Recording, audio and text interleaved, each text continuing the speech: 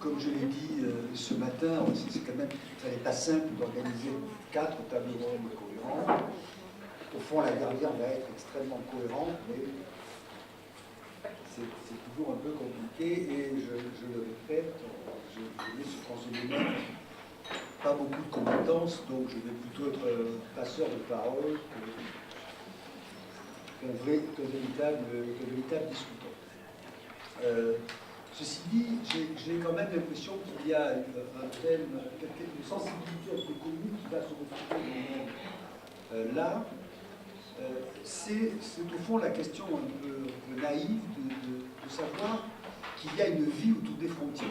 Que, au fond, la frontière crée une forme de vie sociale et de société, soit pour se séparer, soit pour parler de chaque côté de la frontière, etc. Je ne peux pas résister à évoquer 2 souvenirs très contrastés de frontières. En 1980, à l'automne 80, avec Michel de Durkheim et Alain Touraine, on est parti en voiture de France en Pologne pour aller se passionner pour Solidarité. Je peux vous dire que j'ai longtemps fait des cauchemars sur le passage de la frontière de RDA un soir d'hiver en 1980. On imagine. J'étais dans un film de la Deuxième Guerre mondiale, des chiens, des miradors, des foules, et on vous dit si vous tombez en panne, vous serez accusé d'espionnage. Donc on prie pour que la Renault tienne jusqu'à la frontière polonaise qui apparaît alors à ce moment-là comme un pays extrêmement riant à l'hiver, vous voyez le genre de frontière. Et le second souvenir, complètement contrasté, c'était des souvenirs de jeunesse quand il existait une frontière près de chez moi entre la France et les Pyrénées, et que toute une ville s'organisait autour de la frontière. La ville d'Andaï est morte parce qu'il n'y a plus de frontières, la ville d'Irun est morte parce qu'il n'y a plus de frontières. Et au fond, la frontière était quelque chose qui séparait, mais surtout quelque chose qui unifiait. Parce qu'on allait manger pour un exotisme pas cher de l'autre côté de la frontière et réciproquement, parce qu'évidemment, les contrebandiers sont quand même des gens parfaitement honorables qui organisent toute une économie, que les douaniers vivent en caserne dans la bonne ville et alimentent le club de rugby, et donc la fermeture des frontières, c'est la fin d'une société de la frontière. Il y a aussi cette image qu'il faut avoir de la frontière. Je me souviens par exemple que toujours entre la France et les Pyrénées, il y avait une frontière extrêmement peu perméable en Cerdagne, je ne sais pas si vous voyez où c'est, dans les Pyrénées-Orientales, du côté de Font-Romeu, au-delà de Perpignan. Et quand on a annoncé la fin de la frontière, les gens étaient désolés parce qu'ils vivaient de la frontière, parlant d'ailleurs la même langue, le catalan, etc. Donc, c'est aussi intéressant de se rappeler, c'est peut-être de la micro-sociologie, on ne fait pas de géopolitique, on ne voit pas le monde dans toute sa brutalité, mais que d'une certaine manière, la frontière organise des formes de vie sociale, et qu'il y a une ambivalence de la frontière. Alors, je ne vais pas vous faire le coup de Zimmel sur les portes et les ponts, je pense que tout le monde a fait de bonnes études de sociologie, mais ce sont des portes et des ponts, les frontières, d'une certaine façon. Ce n'est pas que la RDA, je veux dire, la frontière, ou aujourd'hui que les murs, les camps, etc. Donc, je trouve qu'il était... On avait pensé... C'est surtout Florence Weber qui membre du comité scientifique, qui nous avait poussé vers une certaine sensibilité à faire une sorte de micro-sociologie de la frontière, de comment s'organise la vie autour des frontières. Alors nous écouterons, c'est pas un vrai principe d'unité de cette table ronde, mais il y a quand même un point commun là-dessus qui est comment ça se passe véritablement autour de la frontière. Alors, Cyril Blondel va nous montrer comment ça se passe entre les Serbes et les Croates, où quand même le contentieux est un peu lourd, si j'ai bien compris, mais où au fond une obligation de négocier pour entrer dans l'Europe oblige les gens à se parler alors qu'ils ne se parleraient pas et à entrer, même à entrer dans des concurrents d'une certaine manière, pour se parler le mieux possible. Voilà. Donc on reconstruit quelque chose autour d'une frontière de la même manière. Mathieu nous expliquera, et ça c'est un thème magnifique, comment la frontière... Non mais c'est un thème magnifique parce que c'est pas comme ça qu'on aborde... Celui-là aussi est magnifique. C'est pas comme ça qu'on aborde spontanément les choses, en disant au fond la frontière fabrique en permanence l'histoire et la sociologie des villes qui sont sur la frontière. C'est-à-dire des gens, quand on fait partir, ça fait vivre les activités économiques, ça installe les forces politiques. Autrement dit, la frontière, ça n'est pas que la place, que la trace de l'État dans la géographie, c'est aussi de la vie sociale. Et puis enfin, nous terminerons sur la plage, qui était a priori l'espace non frontalier, puisque on y porte très peu de vêtements, logiquement, on est dans une forme d'innocence naturelle.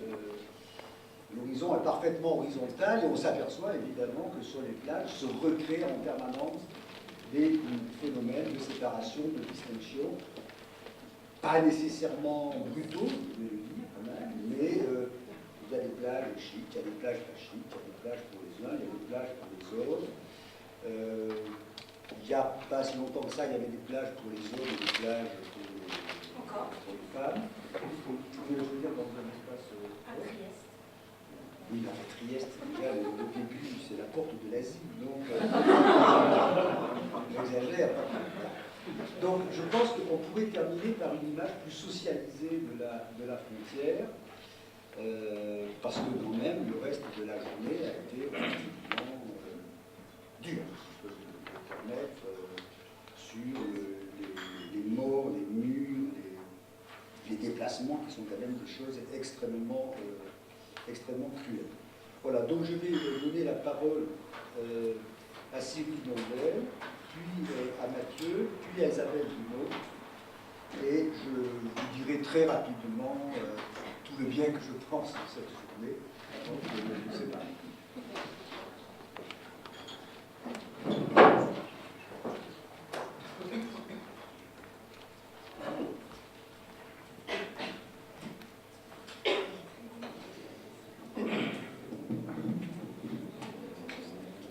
Alors j'ai mis beaucoup d'images parce que c'est la fin de la journée et que vous êtes tous fatigués, moi aussi.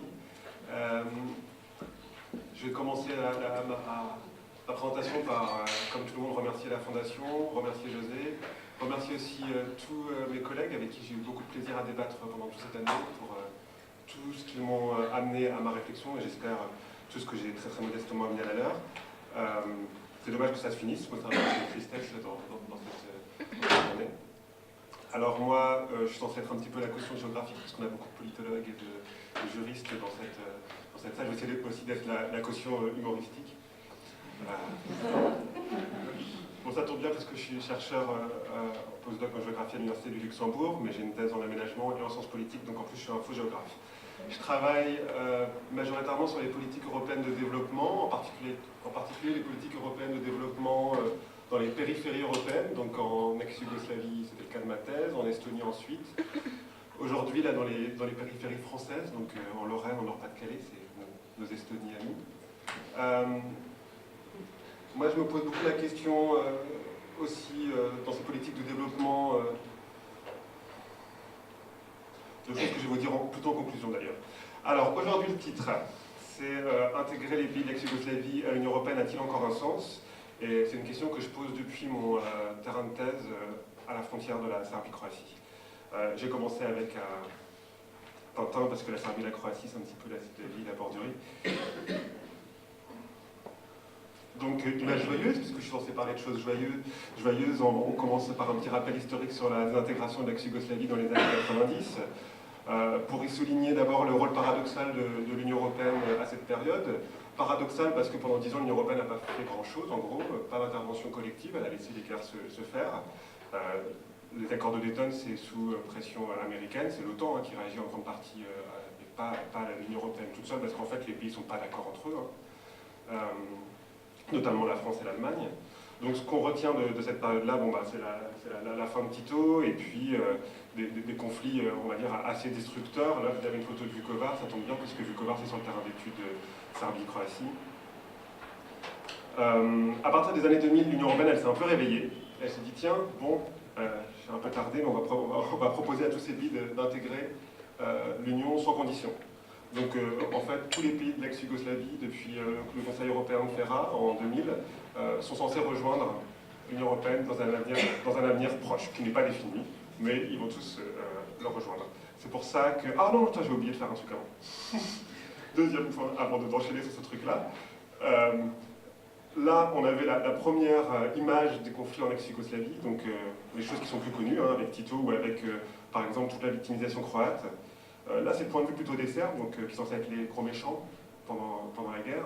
Donc vous avez là les réfugiés serbes qui sont partis de Croatie, donc on a quand même dans ces conflits, par exemple, là, entre 200 000 et 300 000 Serbes qui quittent dans les années 90 la Croatie, et il y en a beaucoup d'autres, des migrations forcées en Bosnie, puisque ce qui a été pratiqué, c'est du nettoyage ethnique systématique. À gauche aussi, vous avez le point de vue d'un dessinateur de BD, Alexander Zograf, qui vivait à Belgrade pendant les bombardements de l'OTAN en 1999, suite à l'intervention de la Serbie au Kosovo, et donc qui explique la manière dont il reçoit le concept des gentilles bombes, qui gentiment viennent tomber à côté de chez lui, mais elles sont gentilles et intelligentes, donc c'est sûr qu'elles vont tuer personne et que ça ne lui fait pas du tout peur. Donc il y a aussi un autre point de vue, pas toujours, les Serbes ne sont pas que des méchants. Donc voilà.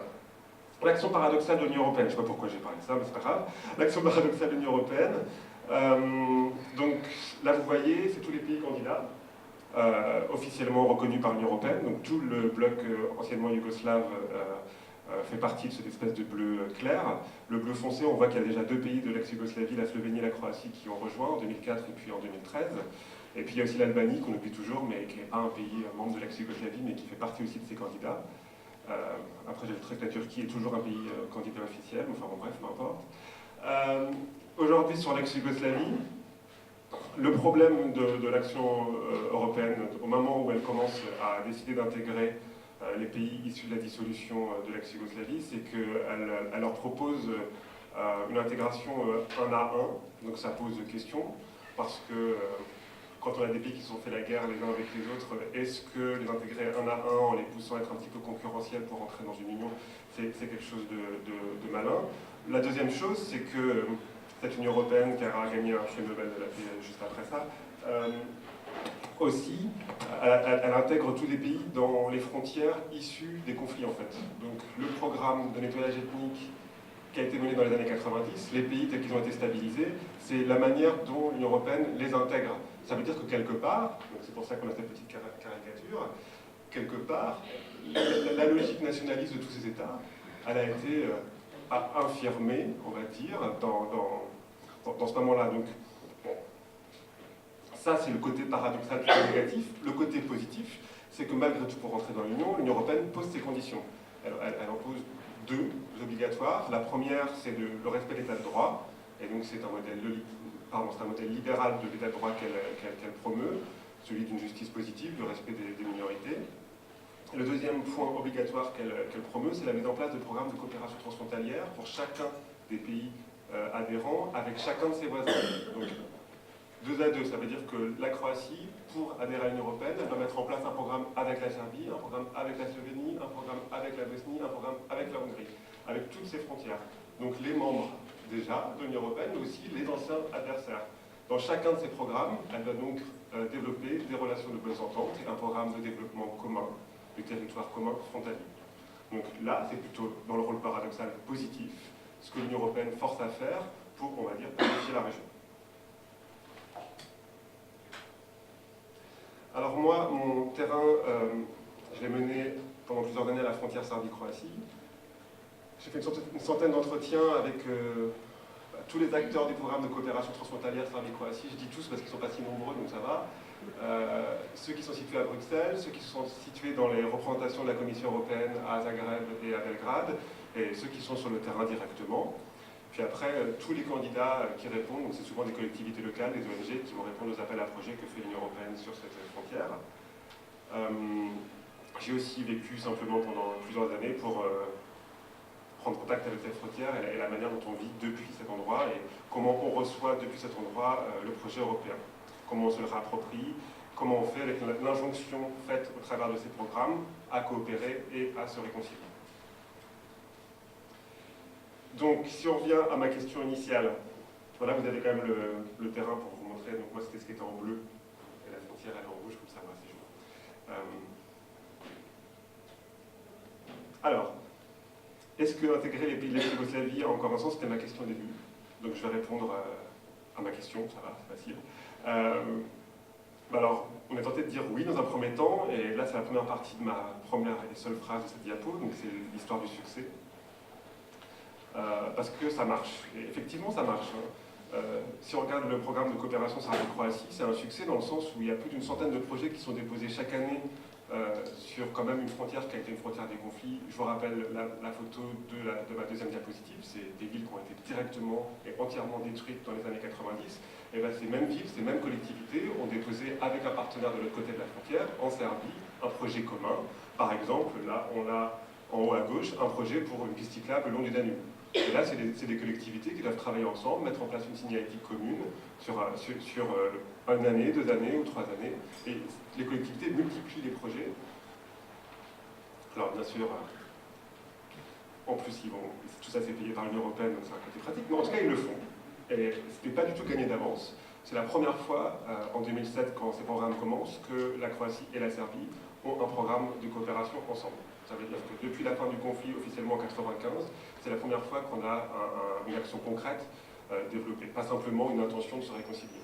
C'est aussi la première fois parce que le programme oblige à mettre en place une structure commune politique, que les deux gouvernements se parlent, que les deux ministères, et donc concrètement, c'est ce qu'on m'a dit quand je suis allé, il a fallu que des fonctionnaires du ministère serbe du développement aillent concrètement s'installer dans le ministère en Croatie à Zagreb, parce qu'il avait besoin de gérer quotidiennement le programme. Il a fallu créer dans la loi serbe la possibilité qu'en Serbie, on puisse aller travailler en Croatie et être payé en Croatie, même si on était encore un fonctionnaire de l'État serbe, des choses qui n'étaient pas du tout prévues dans la constitution de ces États nouvellement indépendants.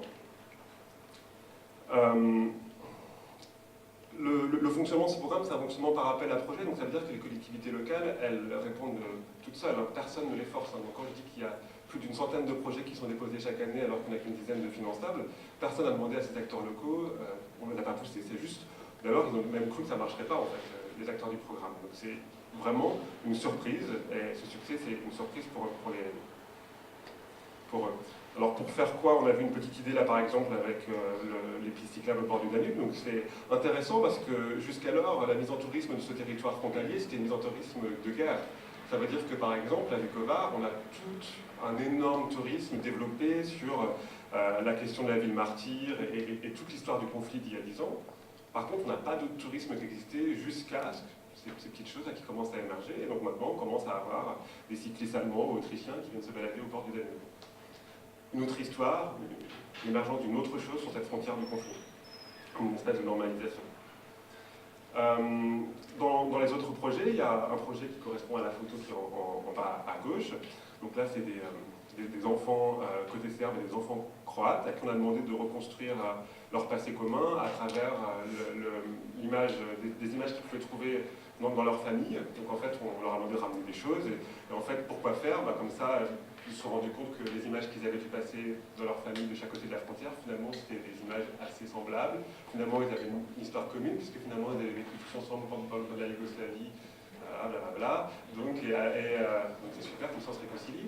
Et puis après, aussi, plus concrètement, pour la première fois, les enfants qui ont participé à ce projet ont traversé la frontière. Ça veut dire qu'à Vukovar, le Danube, il est là, c'est la frontière, mais jamais, depuis que ces enfants étaient nés, ils avaient posé le droit, parce qu'il y a un tabou social, de passer du côté de la frontière. Donc ce projet-là, simplement, les a mis dans un bus, hop, on allait de l'autre côté, on va rencontrer des gens, et voilà. Et l'inverse est aussi vrai.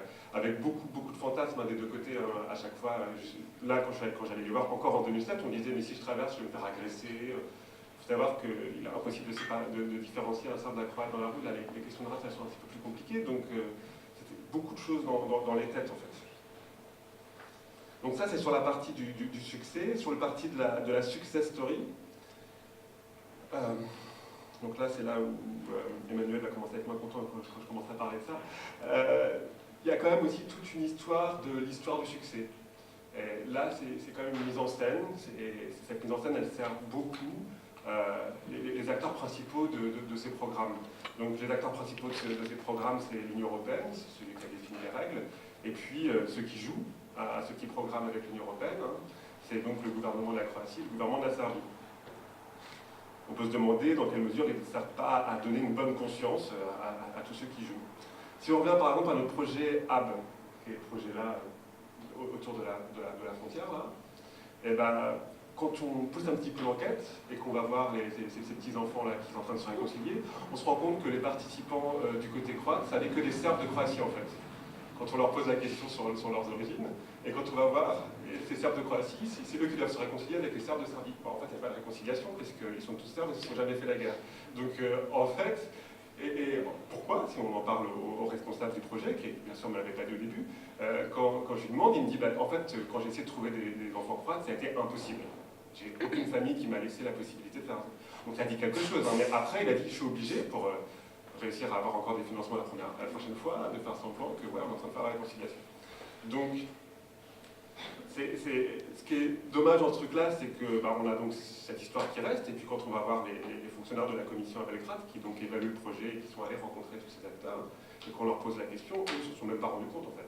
Ils ne savent pas qu'il y avait ces choses-là. Donc toute cette histoire-là. Et par contre, moi ils me disent, ça c'est un projet emblématique, exemplaire. C'est ça que tu devrais parler, c'est ce dont tu devrais parler dans ta thèse pour montrer comment la réconciliation elle fonctionne.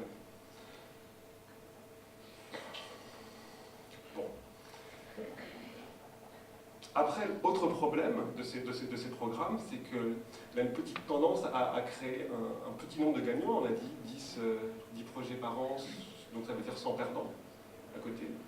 Et que comme de par hasard, ceux qui gagnent, ce sont déjà les membres de l'élite locale en fait, c'est ceux qui connaissent déjà la nouvelle langue européenne, ceux qui sont déjà convaincus de l'intérêt de l'Union européenne. Et eux, ils sont confortés finalement, petite élite. Par contre, ceux qui perdent, ceux qui essayent, se disent bon, je ne connais pas très bien, je connais pas très bien les projets européens. Bon, bah, eux, ils passent à la trappe, ils n'ont pas aussi les bons contacts, ils n'ont pas eu la bonne aide au moment de la constitution du dossier. Et après, quand on va les revoir, parce que moi j'y suis allé tous les ans, ces gens qui ont perdu, bah, ils sont un petit peu amers, et l'effet est plutôt inverse. Hein. Ils sont plus très pro-européens en fait. À l'origine, ils avaient dit bon, on va peut-être essayer, et puis là, ils sont un peu moins contents. Donc là, on a l'histoire des gagnants et des perdants, qui vient aussi un petit peu nuancer ce récit de la success story, parce que forcément, du point de vue de la commission, cette histoire des perdants, elle n'est pas racontée. Ça, mais après, je ne dis pas ça comme une mauvaise chose, hein. C'est normal, on a un programme à justifier, on a des financements à aller chercher, et du point de vue de la commission, il y a aussi une bataille à Bruxelles pour justifier le fait qu'on développe ces programmes auprès des pays membres. Donc c'est pas quelque chose pour dire qu'il faut arrêter ces programmes demain, c'est pour dire que ces programmes sont plus gris que on veut bien nous en dire. Alors, on va se diriger doucement vers la conclusion, ça tombe bien. Chaque 15 minutes, j'en ai encore 5, hein, donc je vais les prendre. Est-ce qu'intégrer tous ces pays a encore un sens? Puisqu'on arrive à la conclusion, moi je vais dire oui à défaut de mieux.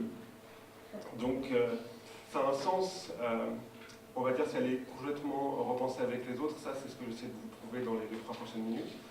Alors en fait, moi de mon point de vue, là, ce qu'on voit depuis la frontière, c'est que dans ces pays, on a un bruit dominant, qui est encore dominant aujourd'hui, hein, c'est le bruit des ethno-nationalistes, c'est vraiment ce dont on entend en permanence. C'est aussi ce que les chercheurs relient en permanence, hein, c'est l'angle pratiquement exclusif selon lequel on étudie ces territoires. Il y a la petite voie de la réconciliation, c'est une petite voie. Et après, il y a le projet européen qui est un petit peu le contre-projet, et la manière dont il est saisi, ce projet européen, quand on en parle avec les habitants sur le territoire, ceux qui restent aujourd'hui pro-européens, c'est une petite minorité, hein, une petite majorité, excusez-moi, ils se font peu d'illusions en fait, ils sont plutôt assez pragmatiques. Ils ne considèrent pas que l'Europe, ça va être une grande réussite pour eux en termes de marché économique, ils ne croient pas trop à cette chose-là. Eux, ce qu'ils disent plutôt, c'est que la seule garantie de la paix et du non-retour de la guerre dans leur territoire, c'est d'intégrer l'Europe. Et ils disent que le seul projet alternatif qu'ils ont aujourd'hui au discours ethno-nationaliste sur leur territoire, c'est le discours européen. Donc, à défaut d'autre chose, ils sont pro-européens. Ça veut pas dire qu'ils sont forcément convaincus de ce qu'on leur propose, ils ne sont pas forcément convaincus du programme ou de ces choses-là, ils sont juste pro-européens. D'ailleurs, la plupart d'entre eux ne le connaissent même pas. Après, du point de vue de l'Union européenne, ça la rappelle aussi à son projet initial, la paix sur le continent, hein, c'est un truc qu'on avait un petit peu oublié entre-temps. À un moment, on est un peu dans une crise existentielle, on l'a vu ce matin. L'importance de l'intégration pour l'Europe, enfin, depuis le début de sa création, l'Europe s'est toujours élargie. Et donc là, on arrive à un moment où on commence à tousser de l'élargissement, et comme de par hasard, on commence à tousser de l'Europe aussi, en fait. Donc peut-être que c'est un moment pour l'Europe, plus que pour les pays à qui on va moderniser ou à qui on va apporter la paix. Aussi pour l'Europe à elle-même, c'est intéressant de peut-être aussi maintenir ce programme politique. Et à la condition que, moi il me semble, l'Europe sorte un petit peu de sa logique de domination dans la manière dont elle propose ce programme, puisque là on le voit, toutes les règles elles sont définies par l'Union qui dit finalement, si vous voulez être membre, du club, vous devez respecter toute cette règle et vous avez absolument aucune... En fait, c'est pas vraiment une négociation, hein, vous prenez cette carte, vous respectez tout ça, sinon c'est dehors. Faut se rendre compte que ça c'est plutôt récent parce que toutes les intégrations précédentes, l'Espagne, le Portugal, même la Finlande en 95 ou l'Autriche, on leur a rien demandé, hein, ils ont rejoint l'Union européenne sans toutes ces règles. On leur a demandé beaucoup moins de choses que ce qu'aujourd'hui sont les critères de Copenhague qui ont été définis en 93. Et ces critères de Copenhague qu'on alourdit à chaque nouvelle adhésion, en fait, rend ce pavé assez indigeste. Donc là, on a, à mon avis, une nécessité pour que le projet de l'intégration ait encore un sens, et pour que l'Europe ait encore un sens, à ce qu'il soit conjointement repensé avec les autres. Et après, ça renvoie, là, moi, à mon avis, à notre responsabilité en tant que chercheur. Étudier l'intégration et l'Europe, ça a encore un sens aussi si le chercheur il repense sa manière de penser l'Europe, donc la manière de penser dans la manière dont on contribue à la manière en général de penser l'Europe, en intégrant aussi les autres épistémés. Donc ça veut dire que moi, ce que je ressors de ce terrain à la frontière Serbie-Croatie, c'est qu'il m'a permis de changer de perspective sur cette histoire, qui m'a permis de démonter un petit peu tous mes a priori, ou toute ma conception de la modernité, ou de l'Europe qui apporte la paix comme la petite colombe qu'on a vu dans la troisième diapositive, et qu'en fait, du point de vue des Croates et des Serbes, on va avoir une attitude, en tout cas, pas forcément différente, mais enfin si justement différente, pas forcément complètement opposée, et que c'est de cette manière-là qu'on arrive aussi à mieux se comprendre. Et donc, pour faire une petite conclusion, c'est un peu mon retour de la frontière plutôt que le retour des frontières. Voilà, super.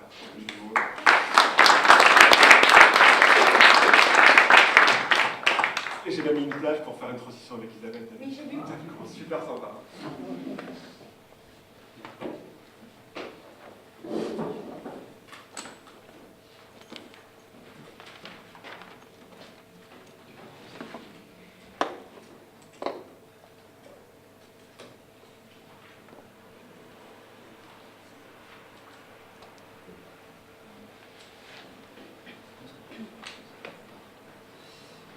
Bonjour, c'est à mon tour de remercier la Fondation de nous avoir permis de réfléchir et surtout à José qui a quand même dû endurer tous nos mails à distance et autres, ainsi qu'à François qui nous a permis de réfléchir en commun à ce thème pendant un an. Sur cette image, vous avez immédiatement une première vision d'une frontière, parce que c'est le même endroit à peu près un siècle de décalage.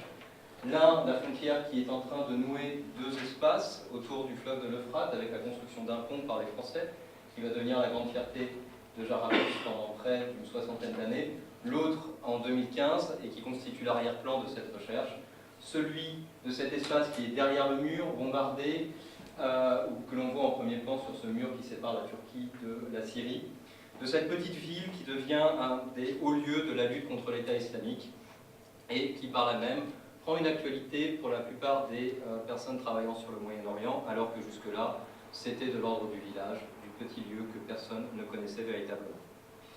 Je souligne cet arrière-plan parce qu'il constitue largement un des points de ma réflexion, à savoir si cet État islamique remet en cause les frontières coloniales, mais qu'est-ce que sont véritablement ces frontières et dans quelle mesure peut-on trouver dans une étude de l'histoire des éléments qui nous permettent de comprendre pourquoi on place à un endroit une délimitation administrative internationale et quel est l'effet de cette délimitation internationale sur le territoire environnant. Deux personnes viennent d'emblée à l'esprit, on l'a évoqué très rapidement ce matin, un certain Mark Sykes et un Georges Picot qui, en 1916, alors que nous sommes dans la bataille de Verdun sur le front de l'Ouest, se réunissent pour redéfinir les buts de guerre de la France et de la Grande-Bretagne. Et dans ces buts de guerre, ils établissent des aires d'influence sur l'Empire ottoman qui est supposé être membre des vaincus quelques années plus tard. Nous le verrons en réalité, c'est une large mythologie, un récit qui va être repris par les acteurs dans la mesure où sur le territoire, ce sera tout, sauf Sykes-Picot, qui va se produire. Pour le comprendre, il faut revenir en arrière pour essayer de voir ce que signifie, alors, en 20 minutes on va essayer de faire un siècle d'histoire, 2 siècles. Donc on va être assez rapide. Cette carte de la Syrie, telle qu'elle est représentée par un géographe français en 1826, souligne une chose. La Syrie, c'est avant tout une côte. Éventuellement, on peut avoir des prolongements vers ce fleuve hostile à l'époque, que se constitue l'Euphrate ici. Mais c'est une terre qui est formée d'un chapelet de villes partant de Damas et se dirigeant vers Alep et plus lointainement vers Istanbul, sans pour cela qu'il y ait véritablement de contrôle sur un espace qui est laissé aux tribus, qui apparaissent tout à la fois comme des concurrents de l'État. Une tribu, cela prélève un impôt et ça assure une certaine protection pour les personnes qui sont sous son gouvernement, et qui de toute façon ne permettent pas d'assurer des ressources durables pour les gouverneurs locaux. Au XIXe siècle, pour différentes raisons, l'Empire ottoman lance un grand processus de réforme qui va le faire progressivement rentrer dans la notion d'État telle qu'on l'applique en Europe, c'est-à-dire cette instance d'autorité publique qui concentre les moyens fiscaux et qui concentre surtout la violence physique et symbolique, et va tenter de recentraliser son empire autour d'un point de commandement que serait la capitale. Pour cela, il va certes bénéficier de modifications écologiques dans la région, mais surtout mettre en place un ensemble de politiques de reconquête de cet espace qui va vers l'est de la Syrie, avec, en premier lieu, à partir des années 1850 jusqu'en 1880, l'établissement de fortins et autres lieux dans lesquels il peut mettre en place des garnisons. Si vous voulez, l'Empire ottoman rejoint ce grand processus mondial que l'on retrouve des États-Unis à la Russie, de la conquête du Far West, où vous mettez en place une caserne, puis progressivement autour de cette caserne se reconstruit un ensemble d'installations, tout simplement parce que si vous avez des soldats, il faut les nourrir, donc les marchands viennent, et progressivement vous voyez des villes émerger. Dans le cas de l'Euphrate, 3 villes nous concernent plus particulièrement, Deir ez-Zor, Rakka, qui est devenu très célèbre par la suite, et Meskéné, un petit lieu qui est directement accessible d'Alep, qui permet aux Alepins de tisser des liens économiques et progressivement sociaux avec l'ensemble de cette région.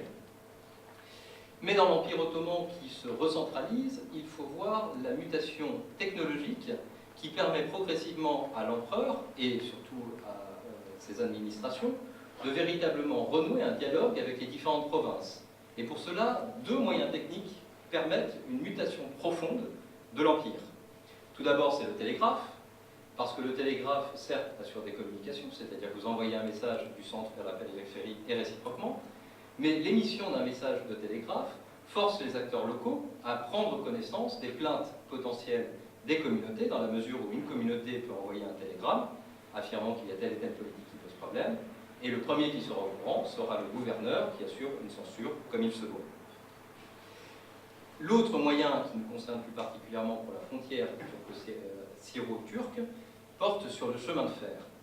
Dans les grandes entreprises de reconquête de l'Empire ottoman, 2 chemins de fer apparaissent à partir des années 1900 qui doivent redonner pour l'un une légitimité islamique. Nous sommes à l'époque où Abdullah Hamid II commence à se définir comme le calife, c'est-à-dire celui qui aurait succédé au prophète, de telle manière à redonner un sens de vie commune à l'ensemble de la communauté. Ce chemin de fer part de Constantinople vers la mer. L'autre, qui est beaucoup plus important dans l'occurrence, part de Constantinople vers Bagdad, et il vise, dans une large mesure, à recontrôler cet espace lointain que constitue l'Irak, alors même qu'à l'époque, le développement du Raj, c'est-à-dire du gouvernement indien, fait que les Britanniques ont pris des possessions ou accordé des traités de protection à un ensemble de chers dans l'espace du Golfe. Or, lorsque vous voulez construire un chemin de fer comme on le voit ainsi, il faut trouver un tracé, et ce tracé suit très largement une logique basique de savoir où est-ce que vous pouvez installer le campement d'ingénieurs et autres de telle manière à ce que des populations puissent temporairement, au minimum, construire la ligne. Ce processus est extrêmement important dans la mesure où un chapelet de villes, ou plutôt un chapelet de villages qui existait jusque-là, va progressivement prendre un nouvel essor. Les politiques de centralisation depuis le XIXe siècle ont permis le renouveau de l'agriculture autour des fortins que je vous ai décrits tout à l'heure. Soudainement, vous avez une agriculture, mais en plus de cela, vous allez avoir des catégories d'ingénieurs et de populations venant des villes qui vont venir s'installer en différents points.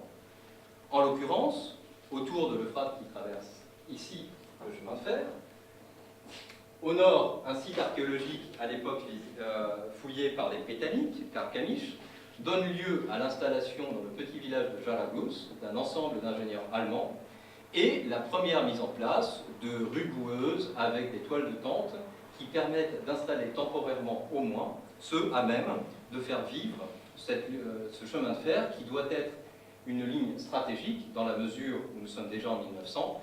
Il faut se protéger de tout éventuel partage de l'Empire si l'Empire britannique voulait prendre l'Irak.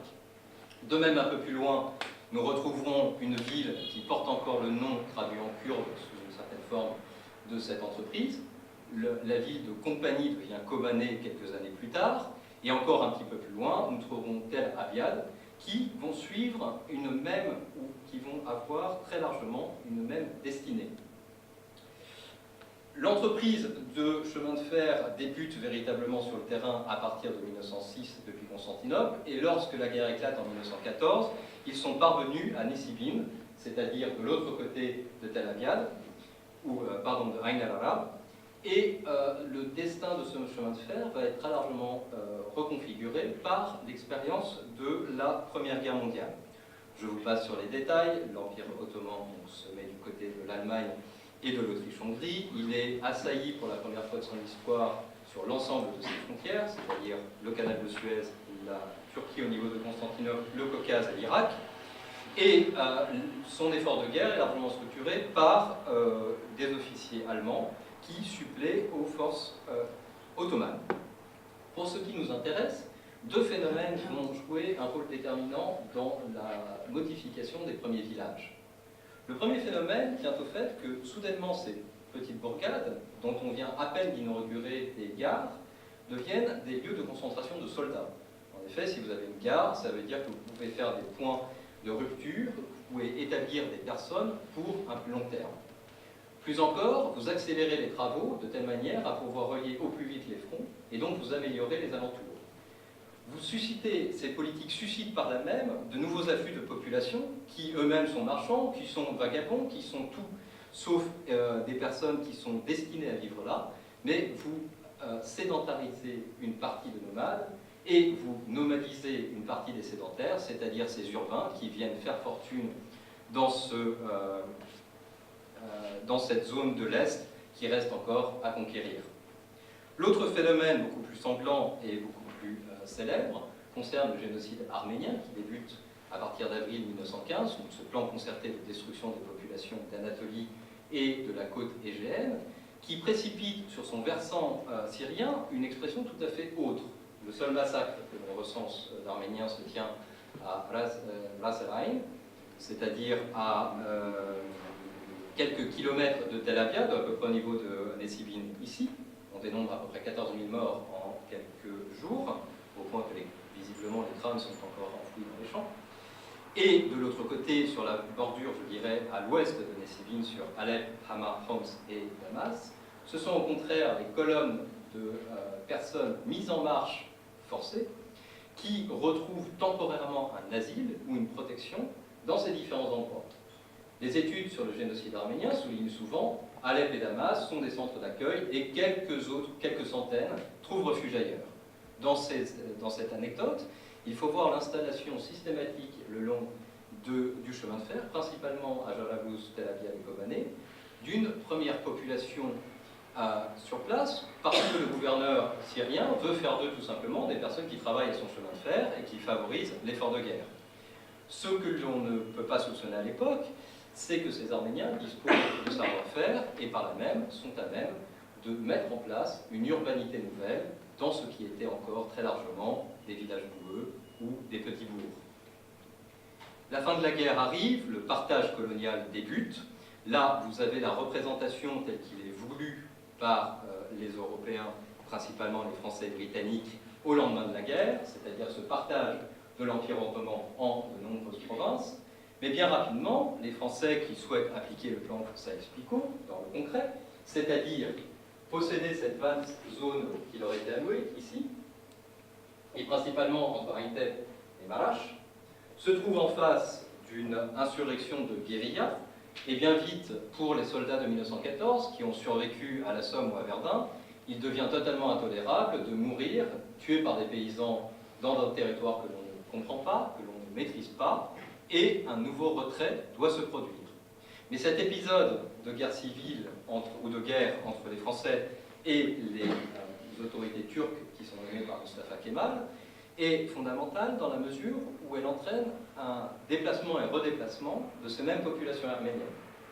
Les Arméniens suivent les troupes françaises, pensent pouvoir récupérer des terres et des possessions au niveau principalement de Maraş et Antap, comme forme de reconnaissance du génocide qui leur a été affligé.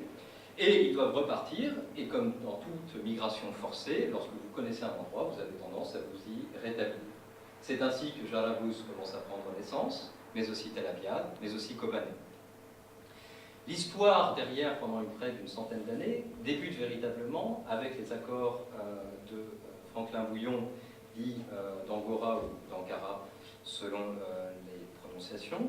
Cet accord fixe la frontière entre la Turquie et la Syrie. Et lorsque vous lisez les documents diplomatiques français principalement, ils vous disent « Nous avons suivi une ligne naturelle, il y avait un chemin de fer, donc elle marquait naturellement, c'est le terme qui est toujours savoureux dans ces cas-là, une délimitation que nous pouvions suivre. » Les Français s'établissent, mais ils reproduisent et ils renforcent toute la dynamique en place depuis ce 19e siècle. En effet, leur première opération dès 1924 est de doter ces villes d'un saray, c'est-à-dire ce centre de gouvernement, ce palais dont malheureusement je n'ai pas pu trouver une photo pour aujourd'hui, qui marque que ces villes ne seront plus des bourgs avec ces rues toujours incertaines, mais bien des centres disposant de l'appareil symbolique et architectural de ces grands centres, que ce soit Alep ou Damas, reproduisant par là même comment un État contrôle le territoire en inventant des villes et en inventant sur cette ligne-là une nouvelle urbanité promise à un avenir qui va suivre après, pendant près d'une centaine d'années, les grandes respirations migratoires de ce lieu. Malheureusement, je crois qu'il ne va pas me rester assez beaucoup de temps pour aller jusqu'à la fin, donc je passerai rapidement sur ces grandes respirations. Le temps des Arméniens se clôt lorsque les enfants des Arméniens, c'est-à-dire cette génération arrivée dans les années 20, part se former à Alep, et ils transmettent une partie de leur héritage aux premiers sédentaires, c'est-à-dire ces tribus nomades dont une partie de l'élite a choisi de s'installer dans ces bourgs, et c'est ainsi que nous avons cette surprise de voir les membres kurdes, principalement de Kobané, devenir les principaux mécaniciens en autopompe de Syrie. À partir des années 50, ce sont donc la première génération des villes qui fait vivre ce lieu. Et cette première génération a une particularité, c'est que, consciente des problèmes ruraux, dans la mesure où leurs parents ou grands-parents en viennent, ils vont former, nés de la confrontation à la frontière, la première génération aussi de partis progressistes. Jarablus devient le nid du Parti communiste, quand Kobané se rapproche très rapidement des expressions soit bassistes, soit au contraire des partis démocrates kurdes. Dans les années 80 et 70-80, sous le pouvoir de Hafez el-Assad, nous allons avoir une inversion au contraire, c'est-à-dire comment le pouvoir bassiste va retransformer cette ville comme des lieux délaissés, marginaux, de telle manière à empêcher tout contact avec le voisin.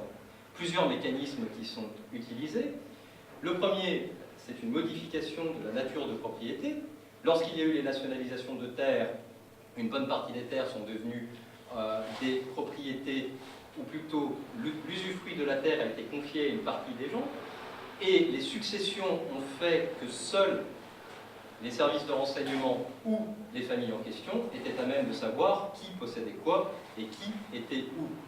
Ainsi, cette frontière des villes se décompose progressivement sous l'ère bassiste, ce qui va en parallèle d'une fermeture hermétique à la Turquie qui devient un monde très éloigné, c'est-à-dire au-delà même de ce mur que la Turquie érige alors que la Syrie le délaisse.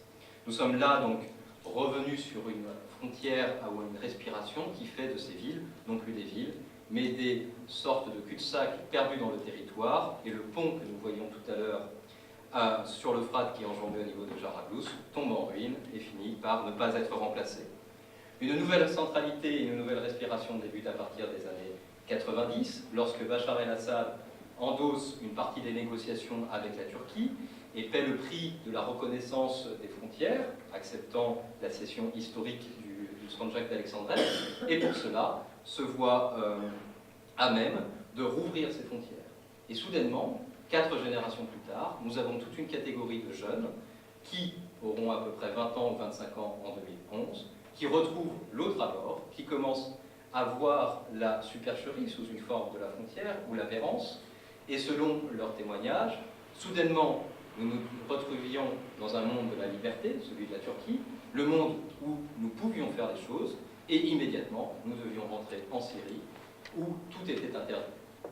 Lorsque les événements révolutionnaires commencent en 2011, ces villes qui étaient jusque-là délaissées, ou qui avaient rejoué un certain rôle dans le rapprochement à la Turquie, se redéploient comme des centres essentiels d'approvisionnement, que ce soit pour les domaines humanitaires ou pour l'armement, et à partir de là, ils deviennent un enjeu de contrôle. Mais la permanence de la frontière ne peut pas être dépassée, et lorsque la Turquie décide de reprendre le contrôle de Jarablus, où aujourd'hui ils forment la police locale, jamais ils n'oseront déplacer le poste frontière au-delà de la ville, le maintiennent au même endroit, mais suppléent aux services administratifs et urbains de l'autre côté. En conclusion, très rapidement, je dirais que si l'on a vu que les frontières du Moyen-Orient et plus largement, sur ce cas-là, mais on pourrait l'étendre à d'autres, et plus largement la construction de l'État et de son rayonnement se fondent sur la ville, on peut se demander, à l'heure où Mossoul, Homs, Deir ez-Zor et d'autres villes sont systématiquement rasées, comment la reprise du contrôle du territoire va s'opérer, comment ces zones-là vont être resédimentées, et dans quelle mesure, au cours de négociations, il y aura la volonté, quelle qu'elle soit, de trouver cette forme de vie commune telle qu'elle a pu être pratiquée sur la frontière, notamment, entre autres, à Jarablus.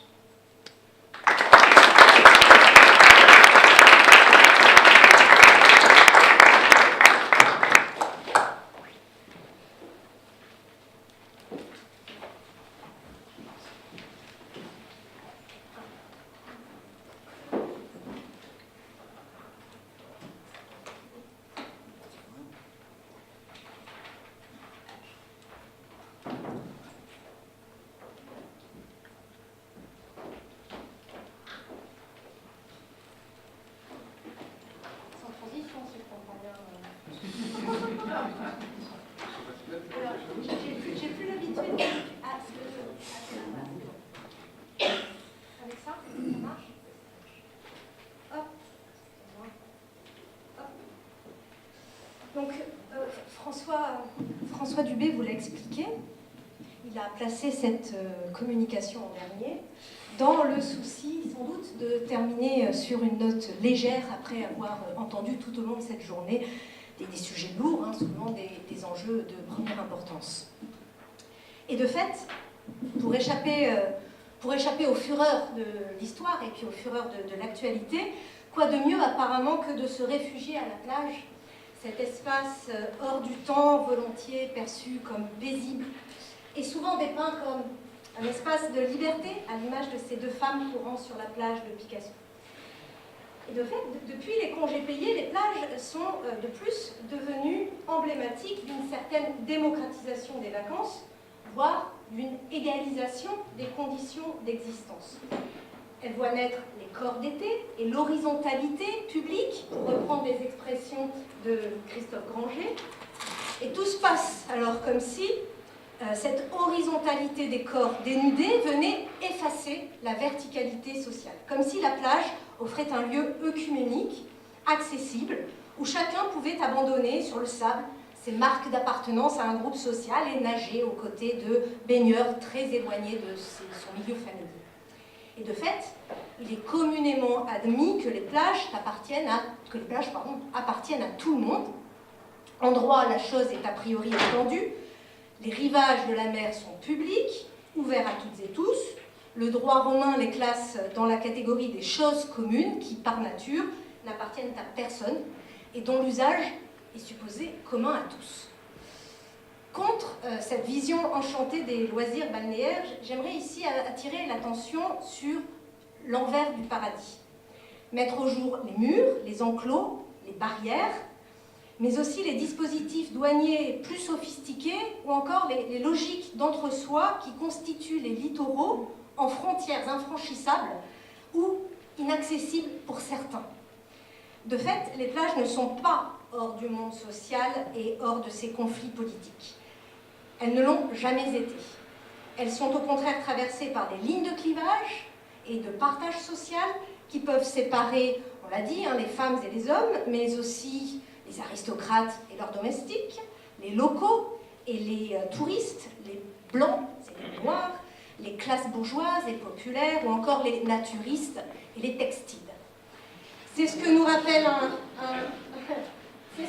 un certain nombre de travaux socio-historiques récents, dont les 2 publications récentes données ici en exemple.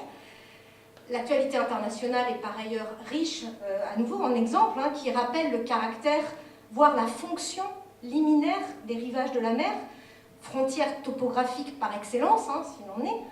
Il suffit de songer à la crise des réfugiés, médiatisée à travers l'image d'un enfant mort échoué sur une plage turque, ou encore au mur de Tijuana, qui court sur le sable jusqu'à la mer, on en a parlé, ou encore, pour ne prendre qu'un seul exemple historique, on peut penser aux plages théâtre du débarquement de 1944.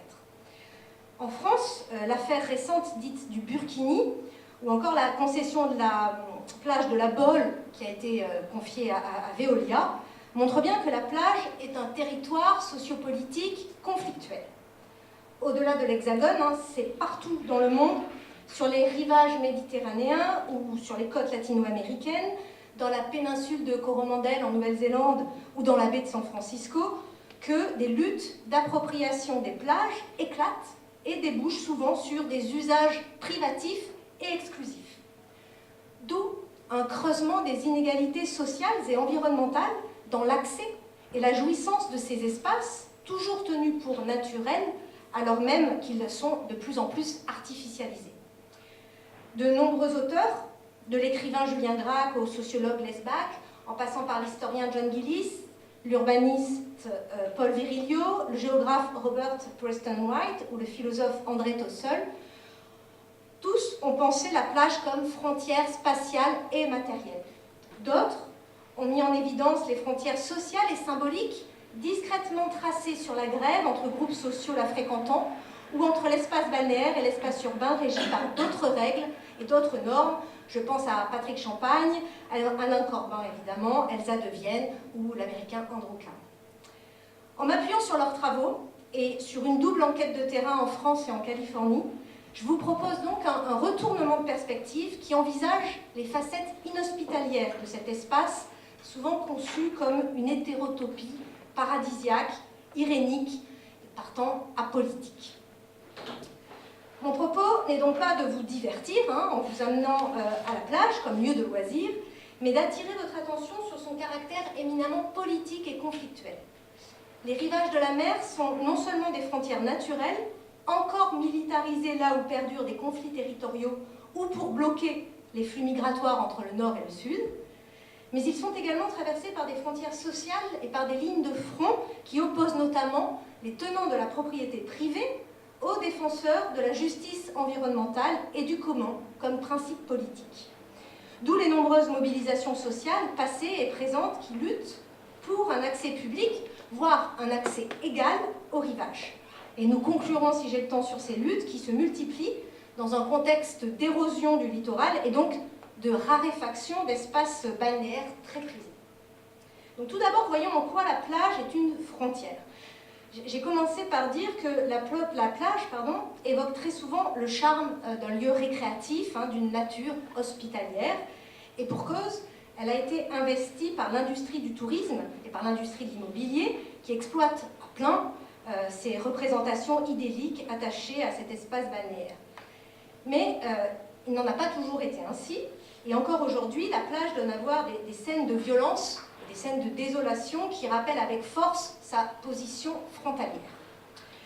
Jusqu'au XVIIe siècle et encore au-delà, le littoral est perçu comme dangereux et repoussant. Les populations lui tournent longtemps le dos, considérant cette zone sinueuse entre terre et mer comme une plaie béante, menaçant en permanence l'intégrité de la société terrienne. Les rivages font peur, et cette peur n'est pas nourrie que par des croyances mythologiques et bibliques sur les colères maritimes. On craint concrètement que n'y débarquent des troupes étrangères. Même au XXe siècle, les populations littorales n'oublient pas leur mission traditionnelle de premiers guetteurs, La plage est d'abord un site militaire et un champ de bataille quand il s'agit de repousser les envahisseurs. Ce n'est qu'au tournant du XVIIIe siècle, d'après Alain Corbin, qu'elle commence à susciter désir et admiration. Les élites européennes apprécient alors de plus en plus s'y promener, et la plage fait figure d'indécise, éphémère et lumineuse frontière, pour reprendre l'expression de l'historien. Cette frontière, elle ouvre un espace d'errance entre terre et mer qui est très prisé par les classes de loisirs du XIXe. Le touriste romantique apprécie les bords de mer pour contempler l'horizon et imaginer conquêtes et Robinsonades. À ses yeux, le rivage se dessine comme une frontière inaugurale, pour reprendre à nouveau une expression d'Alain Corbin. L'attrait contemporain de la plage réside en partie dans cette conception romantique qu'il envisage comme lisière entre l'ici et l'ailleurs, le réel et le possible. Pour certains, cependant, le littoral agit bien plutôt comme un barrage. Les côtes, à l'horizon, demeurent inaccessibles et les rivages s'avèrent le plus souvent infranchissables, tout hérissés qu'ils sont de concertina. Concertina, vous savez, ce sont ces fils d'acier munis de lames de rasoir réputées anti-intrusion. L'image à la une de la presse en septembre 2015 d'un jeune enfant syrien échoué sur une plage de Bodrum au lieu de villégiature turque a rendu visible le contraste entre un bord de mer apparemment accueillant et la violence des frontières maritimes de la forteresse Europe. Antoine Pécou nous a donné un certain nombre de chiffres et apparemment, moi, ce que j'ai lu, c'est que depuis 2014, ce seraient plus de 12 000 personnes en migration vers l'Europe qui ont perdu la vie en Méditerranée, selon le Haut Commissariat des Nations Unies pour les réfugiés, dont 5 022 pour la seule année 2016. Ce qui amène le sociologue Lesbach à paraphraser Benjamin dans un article sur les frontières hantées de l'Europe, où il écrit « Il n'y a pas de plage qui ne soit aussi un cimetière ». Il y cite le cas des îles Canaries, où les agents immobiliers, donc sur les îles Canaries, les agents immobiliers n'hésitent pas à se plaindre, en tout cas c'était le cas en 2006, de la présence trop fréquente de corps sans vie rejetés sur leur plage. Et au nord du Maroc, dans les enclaves de Ceuta et Melilla, il y a d'autres plages espagnoles où coexistent, sans se croiser, touristes et migrants, séparés par une double, voire une triple clôture de sécurité, haute le plus souvent de 6 mètres, équipée d'un dispositif sophistiqué de surveillance et jalonnée de miradors où sont juchés des gardes-frontières lourdement armés. Une clôture qui court notamment sur une plage, la plage de Tarajal, jusque dans la mer, où 15 migrants, tentant d'y franchir la frontière à la nage, ont été ciblés en 2014 par du matériel anti-émeute et s'y sont noyés. D'où la décision prise par le gouvernement espagnol de prolonger la clôture par une jetée de ciment qui sépare les eaux et la plage marocaine de celle de Ceuta. Ce qui dramatise encore plus le spectacle de la frontière. Hors d'Europe, cette frontiérisation des rivages est observable à chaque fois que les frontières internationales sont matérialisées dans un souci politique de mise en visibilité de la limite à des fins dissuasives. En Corée du Sud, par exemple, elles prennent la forme saillante de barbelés défensifs sur la plage touristique de Sokcho et sur les côtes des îles de Benyeong ou de Gwangwadu, puisque là, effectivement, le littoral y demeure militarisé face aux menaces d'attaque nord-coréennes qui se sont encore intensifiées. Autre exemple, déjà cité notamment par Damien Simoneau, à la frontière entre les États-Unis et le Mexique, on a une double barrière de métal rouillé et de barbelés d'une hauteur de 4 mètres environ qui divise la longue plage s'étendant de Tijuana à San Diego et qui plonge donc dans l'océan sur plus de 90 mètres. Comme le note un journaliste du Los Angeles Times, cette plage résume les contrastes et frictions des relations entre les États-Unis et le Mexique. Alors, faute de temps, je ne vais pas multiplier les exemples, mais vous l'aurez compris, la plage peut faire figure d'ultime frontière. Non pas que les frontières s'évanouiraient partout ailleurs, au contraire, comme on l'a dit tout au long de cette journée, elles s'enracinent et s'aiment tout à la fois. Ultime frontière en ce que la plage et plus largement le littoral sont devenus notre dernière frontière. Et selon Paul Virilio, il faut prendre ce terme au sens littéral. Le littoral, c'est l'endroit où chacun veut être, que chacun cherche à atteindre. La frontière comme lieu de destination, et non plus seulement comme lieu de transit. Tel est l'objet de mon second point. Le littoral n'est pas qu'une ligne de démarcation entre terre et mer, ni le tracé naturel des limites d'un territoire national. Il est en lui-même un espace traversé par des lignes de pouvoir et de partage social qui se muent en ligne de front lorsqu'éclatent des luttes d'appropriation ou encore des conflits d'usage.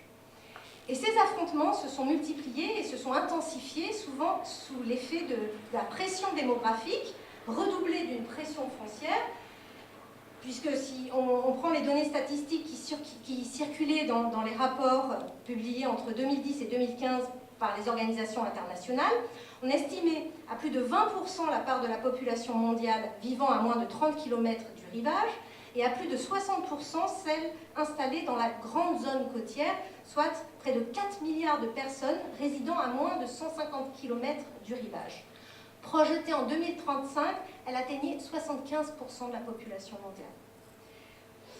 Donc on le voit, si les rivages ont été longtemps délaissés, ils deviennent, à partir du 19e siècle, et surtout dans la seconde moitié du 20e siècle, une destination d'autant plus prisée qu'ils apparaissent inexplorés, encore sauvages, disposés à être conquis. Et à cet égard, ils font figure de New Frontier au sens états-unien du terme frontière.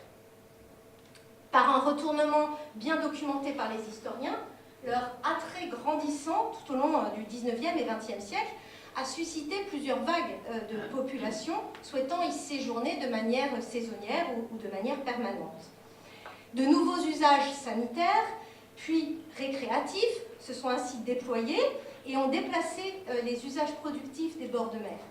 Paysans ou paysannes récoltant les algues et les posidonies pour fertiliser leurs terres, pêcheurs marins pratiquant le cabotage, ont progressivement laissé place aux classes de loisirs, mais aussi à toutes celles et tous ceux qui se mettent au service de ces classes de loisirs. D'abord les personnels soignants et domestiques, hier, et puis aujourd'hui les plagistes et les masseurs ambulants. La plage n'est donc, et n'a jamais été, elle n'est pas un territoire du vide, elle n'est pas non plus un espace social oisif, elle est un milieu où l'on s'affaire, où l'on se presse, où l'on consomme, où l'on se montre, où l'on prend ses marques et ses distances. À rebours donc de certaines illusions tenaces qui voient en la plage un lieu d'inversion des hiérarchies sociales et de retournement des valeurs, les études socio-historiques donnent à voir les rivages comme des lieux de division du travail et de distinction sociale. Contrairement à l'idée nourrie dès les 18e, 19e siècles, selon laquelle la jouissance en commun d'espaces naturels serait propice au rassemblement et aux échanges, au jeu démocratique et à l'harmonie sociale, historiens et sociologues ont montré que ces espaces partagés donnent au contraire à voir, souvent de la manière la plus éclatante, les hiérarchies sociales, les logiques d'entre-soi et les effets de domination. Le principe d'ouverture, loin d'être un gage d'intégration, fonctionne comme une condition de possibilité de la sociabilité exclusive des élites, toujours en quête de lieux de parade et de spectateurs. L'architecture balnéaire, avec ses piers et ses digues promenades, offrait hier une scène au défilé aristocratique. Aujourd'hui, de luxueux établissements de plage proposent à leur clientèle la plus fortunée d'imposants VIP beds sur le sable, des pontons et des navettes pour débarquer ostensiblement des yachts ancrés au large le temps de déjeuner. L'économie balnéaire dans les stations touristiques méditerranéennes notamment suppose une partition de la plage entre des lots en libre accès et des lots concédés à des commerçants. Cette partition se matérialise dans des clôtures en bois ou en toile qui marquent clairement la frontière entre deux espaces, celui de la jouissance gratuite et celui de la consommation réservée aux usagers solvables. Dans les deux cas, l'espace est public, en France du moins, mais dans le second, son exploitation marchande produit des effets d'exclusion et de privatisation. Plus subtilement encore, mais tout aussi manifestement, la plage non commercialisée est également traversée par des lignes de partage que trace un jeu social ritualisé. Comme le note Jean-Didier Urbain, les pratiques d'installation sur la plage n'ont rien n'ont jamais rien de la simple agglutination ou de l'entassement aléatoire. Elles s'apparentent plutôt à des conquêtes territoriales. Ces rites, pour reprendre ces termes, instaurent des frontières, des zones de convivialité ou de rivalité qui sont source d'alliances, d'accords tacites ou au contraire de conflits ouverts. Ils sont toutefois une façon de vivre ensemble, d'interagir ou du moins de coexister en un même lieu, partagé, quoique divisé. En cela, les limites sur la plage entre zones concédées et zones libres d'accès, et au sein même de celles-ci entre usagers, illustrent une fonction politique méconnue des frontières, celle consistant à produire des espaces hétérogènes. Comme le montrent Sandro Mezzadra et Brett Nilsson, les frontières ne servent pas seulement de dispositifs d'exclusion, mais aussi de technologies d'inclusion différentielles. Une même plage peut certes accueillir une diversité de publics, mais l'espace est aménagé de sorte à respecter les divisions sociales à l'œuvre dans la cité. Aux frontières sociales qui segmentent la plage s'ajoutent ainsi celles distribuant femmes et hommes dans des parties distinctes. Alors souvent, une double séparation par genre et par classe sociale s'observe au XIXe siècle. Et bon, si une telle séparation des sexes au début du XIXe siècle n'est pas pour surprendre, sa persistance sur une plage municipale, dont je parlais tout à l'heure, une plage municipale payante de Trieste, peut en revanche paraître incongrue. C'est pourtant le cas, hein. Il s'agit d'une plage de galets, coupée par un grand mur blanc d'environ 3 mètres de hauteur, qui s'enfonce sur une dizaine de mètres dans l'Adriatique. Voilà la spécificité des bains publics de la Lanterna. Ils ne sont pas mixtes, et c'est un fait unique sur une plage européenne, un fait unique auquel un intéressant documentaire a été consacré en 2016, l'Ultima Spiaggia. Je vous en recommande le visionnage. D'autres lignes de partage existent sur la plage, évidemment, hein, je ne vais pas pouvoir donner d'exemple, mais ouais, entre groupes ethno-raciaux, entre les textiles et les cul nus, entre hétérosexuels et homosexuels, et toutes ces lignes donnent parfois lieu à des rixes, à des bagarres, à des batailles rangées, pour reprendre les titres des articles de presse qui s'en font l'écho et qui les classent dans la rubrique des faits divers. Voilà. Mais il y a un autre objet de discorde, et je terminerai là-dessus, plus fondamental, le mouvement d'enclosure balnéaire par lequel les bords de mer sont soustraits à tout usage commun. Ce mouvement d'enclosure se déploie à mesure que les propriétaires de villas les pieds dans l'eau s'accaparent des portions de littoral en clôturant leur domaine et par là même les voies d'accès au rivage. Du Brésil à la Nouvelle-Zélande, en passant par le Kenya, le Maroc ou la Turquie, des mobilisations sociales ont vu le jour ces dernières années autour des enjeux d'appropriation des plages, enjeux exacerbés par l'érosion des littoraux qui entraîne, comme je l'ai dit, une raréfaction de ces espaces prisés puisque les plages disparaissent. Contre les initiatives privées de construction de murs de protection, de clôtures, de propriétés ou de bétonnage des côtes, des associations de protection de l'environnement et des collectifs réunissant les populations locales se sont organisés pour lutter contre la privatisation des territoires littoraux et faire valoir un droit universel de jouissance des rivages. Selon des configurations variables, ce qui est à chaque fois en cause, ce sont les conditions sociales d'accès à la plage. L'inacceptable réside dans l'écart entre, d'une part, la liberté en principe reconnue d'accéder à un espace public ouvert à tous et toutes, et d'autre part, l'érection de barrières, aussi bien matérielles qu'économiques, qui tendent à en évincer les classes populaires. Ce mouvement d'enclosure balnéaire, malaisé à saisir en raison de son caractère disséminé, ne se déploie toutefois pas dans l'indifférence. Des conflits éclatent en de multiples lieux et se déroulent à la fois sur le sable, dans la presse et dans l'arène judiciaire. Ces luttes font plus que jamais de la plage un lieu politique, une frontière à la fois désirée et contestée, un espace à la fois partagé et ségrégé. Voilà. Je vous remercie.